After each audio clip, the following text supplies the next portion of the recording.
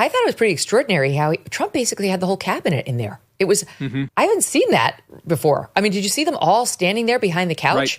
It was Marco Rubio sitting on the couch with Pam Bondi, and then Trump and Bukele sitting in their chairs. And behind Rubio and Bondi was everybody. Stephen Miller was there. Linda McMahon was there. Kristi Noem was there. Like, they're all, everybody was standing. I was like, wow, this is actually very cool. He's brought some into the Oval before, but like, there was a reason he brought them all in. And he used them to answer questions from reporters. And as I hear you talking about this, like park your car on it, I think he was parking the car yesterday. I'll just show you some of what I'm talking about, because those cabinet members and Stephen Miller, who's senior advisor to the president, were doing battle, in particular with CNN's Caitlin Collins. Which one is that? The man who was mistakenly deported to El Salvador. Well, let me ask Pam, would you answer that question? The Supreme Court ruled, President, that if, as El Salvador wants to return him, this is international matters, foreign affairs, if they wanted to return him, we would facilitate it, meaning provide a plane. So will you return him? It's very arrogant even for American media to suggest that we would even tell El Salvador how to handle their own citizens, who again is a member of MS-13, which, as I'm sure you understand, rapes little girls, murders women, murders children, is engaged in the most barbaric activities in the world, and I can promise you, if he was your neighbor, you would move right away. So you don't plan But to the ask Supreme for Court is to get asking him to... back? No version of this legally ends up with him ever living here, because he is a citizen of El Salvador. That is the president of El Salvador. Your questions about for the court can only be directed to him. Can President Bukele weigh in on this? Do you plan to return him? How can I return him to the United States? Like, I smuggle him into the United States, or what do I do? Of course, I'm not going to do it. It's like, the question is preposterous. How can I smuggle a terrorist into the United States? I don't have the power to return him to the United States. But you could release him inside El Salvador. Yeah, but I'm not releasing. We're not very fond of releasing terrorists into our country. That's not going to happen. Well, they'd love to have a criminal, released into our country. There's a fascination. They would love it. Yeah, they're sick. These are sick people. The foreign policy of the United States is conducted by the President of the United States, not by a court. We won a case 9-0, and people like CNN are portraying it as a loss, as usual, because they want foreign terrorists in the country. Mr. President, you said that if the Supreme Court said someone needed to be returned, that you would abide by that. You said that on your correspondence just a few days ago. How long do we have to answer this question from you? Why don't you just say, isn't it wonderful that we're keeping criminals out of our country? Why can't you just say that? Megyn, I don't do this very often, okay, but in terms of Chef's political kiss.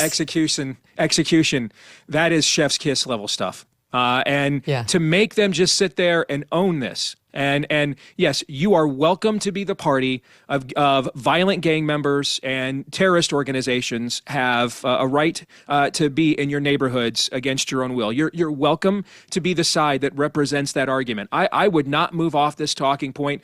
There's an old in the radio business, in the old FM DJ business, the old saying was, just when you're getting sick of the song, the audience is starting to get it, right? Okay, and I would keep going until you've just thought you've completely talked this out, and you're sick of it. If you're in that White House right now, and there aren't any tropes left, there aren't any angles left to this, and I'd recycle a few more days more just to make sure the American people understand totally and completely which side everybody is on this. They might be. They will be getting more fodder to do exactly that. Here's an example of what we're hearing. Next level from the left, Delano, from Rachel Morin. Now, she decided, no, sorry, forgive me, not Rachel Morin. It's from Maria Hinojosa, who decided to say that the reason we're doing this to this man is Trump is a racist. Listen to this, Top 5. But it should frighten every single person who's watching this. One, the racism is outright. It's because this gentleman is Salvadoran that they're like, we have nothing to do with him. It's just outright, like, we don't need another Latino. We don't need to return him to this country. But two, for any American citizen who has family behind bars, this needs to be concerning to you, because the president is saying, we will soon be taking you from the United States to Secot. What do you make of that? It's racism. That's why Trump's so against these illegals. This is actually one of the ironies that doesn't get discussed enough, particularly when dealing with the left, is that they will simultaneously say that America is a systemically and endemically racist nation that harbors hostilities toward, black people, brown people, right? So African Americans, Hispanic people, but then argue that more brown people from South America, Central America need to come here. And it's never made sense to me. Megyn and Steve, if I went to a restaurant, come to our racist hellhole. Is that what you're saying? Yes. Right. If I went to a restaurant and I had terrible service and the food made me sick, the last thing I would do to other people who I love and my family is to say, well, you guys should go there as well. So they're making an argument, right? And they do this constantly. It's America hates black and brown people, but we should have as many, come here as possible. And look, I say that my parents immigrated from the West Indies in the late 70s, early 80s. I grew up in New York City where, every third person has family that came here at some point, to Steve's point, since, the turn of the 20th century. But again, it's a nation of laws, and I believe every nation, the immigration policy of every nation should prioritize its citizens over foreign nationals. Point blank, period. I don't care what the nation is. I don't care what foreign nationals you're dealing with. The citizens should always come first. And I say that thinking of this issue as a father, right? I have responsibilities to my wife and my children. And even though my wife and I may say, we want to adopt a child. And my children may say, we would love to get a new sibling.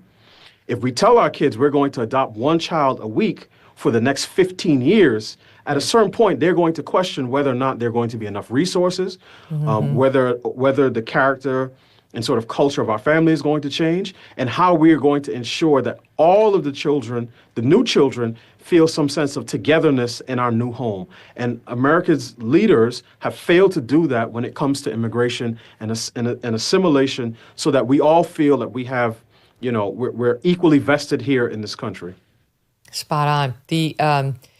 This woman, Maria Hinojosa, who I played from MSNBC, we've talked about her before. She's the founder of Futuro Media and host of Latino USA on the Public Radio Exchange, formerly NPR.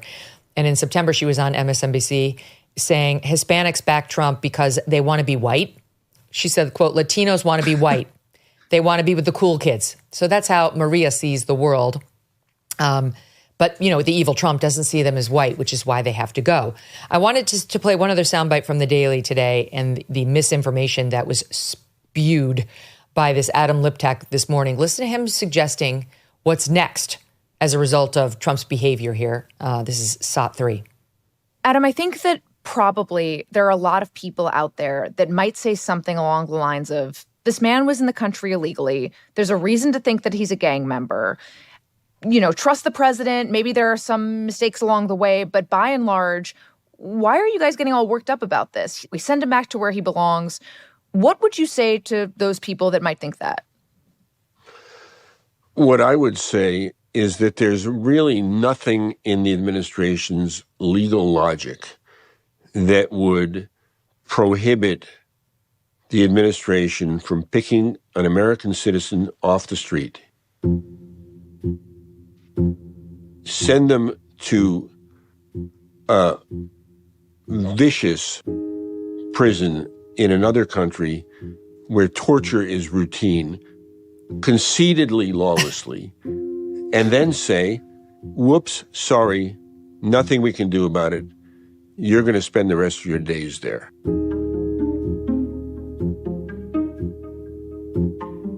The legal logic of the Abrego Garcia case is no different than the legal logic of sending Rachel Abrams or Adam Liptak to El Salvador for the rest of our days. Oh, my God. The fake drama with the music dropping, except for the fact that you're American citizens. And Trump is not claiming that he can pick up any American citizen and deport them. The whole reason this guy got deported is because he was suspected of being an MS-13 member, which threw him into the crosshairs of law enforcement. They discovered he was here illegally, which is why he was subject to removal.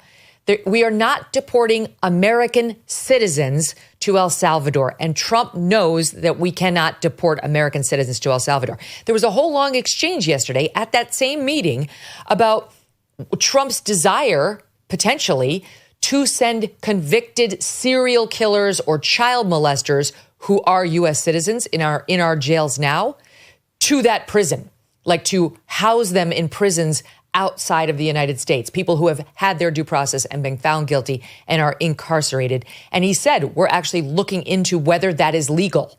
Not you're deported because we don't like you, Adam Liptak, New York Times Supreme Court reporter, who thinks he's as in danger as an MS-13 illegal in this country. It's so dishonest. Okay, but I wanted to turn the page because I mistakenly mentioned the name Rachel Morin when I was trying to get to Maria Hinojosa earlier. And the reason her name is on my mind is because this poor woman was brutally murdered by an illegal back in Maryland, Delano's home state now. And she was a mother of 5. She was 37 years old. She was jogging along a trail in a quaint little community northeast of Baltimore when an illegal migrant named Victor Antonio Hernandez grabbed her and strangled her and beat her to death. He was 23 years old. He got here under the Joe Biden Welcome Program, where we opened our border. He crossed into the U.S. in February of 2023. The autopsy reports revealed that this poor woman, Rachel Morin, had endured 15 to 20 blows to the head and had died from a combination of strangulation and blunt force trauma. This guy killed her, then fled the scene, and authorities said during his trial that they found DNA matching his at the crime scene. Then they traced him to Tulsa, Oklahoma, where police arrested him. It did not take the jury long at all to find him guilty. And the Harford County Sheriff, Jeff Gaylor, said the United States immigration system failed Rachel Morin. The failure here, again, he said, is the immigration system that allowed this person to enter our country illegally and remain in our country and commit crimes, first in Los Angeles and then here in Harford County. This is why. This is why Trump is doing this, Steve. This is why Stephen Miller is so outraged at the way the media is portraying this, at the lack of attention that even the Maryland lawmakers, those who are in the federal government, are now speaking out about this guy, Abrego Garcia, but don't have a word for Rachel Morin. Their priorities are completely upside down. You've heard about tariffs recently, plus inflation, supply chain disruptions. It's a lot, but there is a silver lining that most people missed. President Trump specifically exempted gold and silver bullion from the tariff talk. The administration preserved the ability to diversify into precious metals.